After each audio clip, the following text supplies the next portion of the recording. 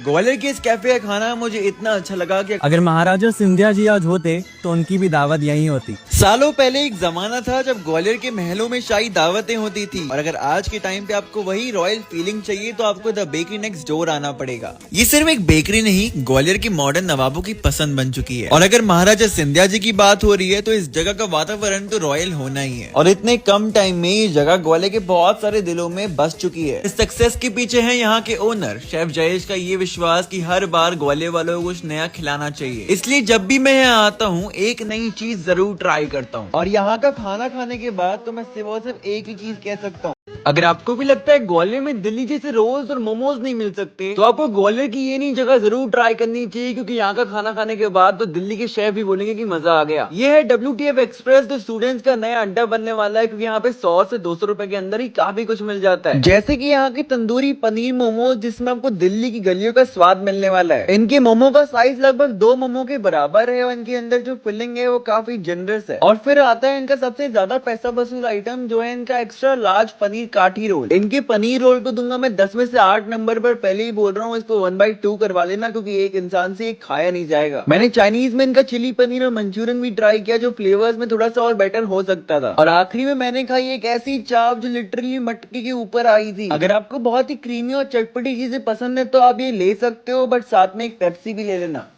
25 सालों के बाद एक नौजवान बंदा बुढ़ा हो जाता है, लेकिन ग्वालियर की ये जगह का टेस्ट 25 सालों के बाद भी सेम ही है। और ऐसा मैं नहीं, ग्वालियर के लोग खुद कहते हैं।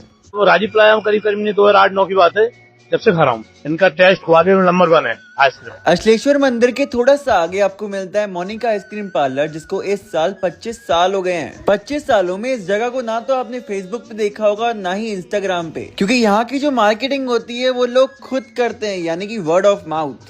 ओवर एक्सपीरियंस तो भाई बहुत तगड़ा रहा, मतलब काफी टाइम से आ रहा हूँ यहाँ पर। तो मोनिका मेरे लिए बेस्ट है। यहाँ पे आपको आइसक्रीम में तो काफी सारी वैरायटीज मिलती है, लेकिन एक और चीज जो यहाँ पे मिलती है वो है नॉस्टैल्जिया। मैं आपके यहाँ आ रहा हूँ कम से कम 12-15 साल से। ग्वालियर जिले में इसके बराबर मैंने आइसक्रीम नहीं खा ली। देखो मैं तो आइसक्रीम साल में 2 बार खाता हूँ, लेकिन जो मुझे चीज यहाँ पे खींच लाती है वो है इनकी थिक शेक्स। सिर्फ और सिर्फ 90 रुपए में आपको इतना बढ़िया कैफे मौका मिलता है जिसको आप उल्टा भी कर दोगे ना तो भी वो गिरेगा नहीं।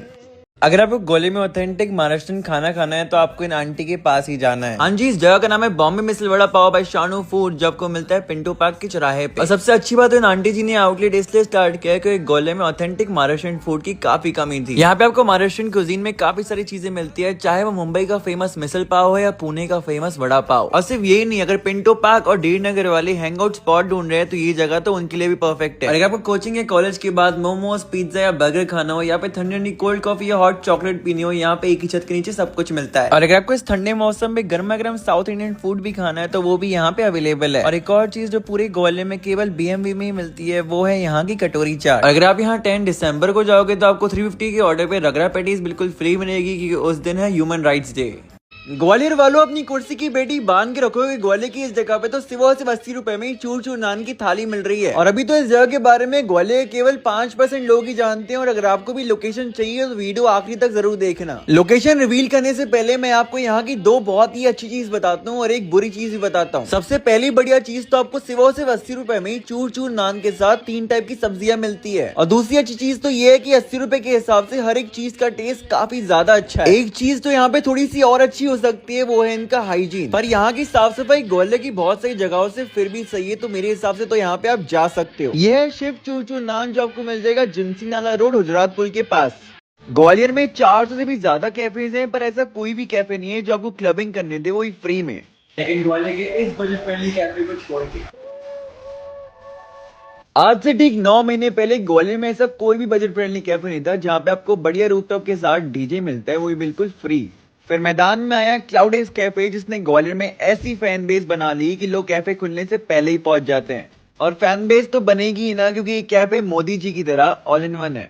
और इस कैफे को शुरू करने के पीछे ओनर का सिर्फ एक ही मकसद था कि यहाँ पे छोटे से बड़ा हर कोई आ पाए। और सबसे खास बात, यहाँ के ओनर ही शेफ है, तो खाने में बहुत कुछ तो होना ही है। स्टार्टर्स में आप इनके तंदूरी पास्ता के साथ ओपन चीज सैंडविच जरूर ट्राई करना, आपको काफी पसंद आएगा। यहाँ पे आप पनीर टिक्का भी ट्राई कर सकते हो, बट मेरे हिसाब से उसके फ्लेवर्स थोड़े से कम थे। और इस कैफे में आके अगर आपने कोल्ड कॉफी और मॉकटेल्स ट्राई नहीं की तो समझो आपने इनकी बेस्ट सेलर्स मिस कर दिए।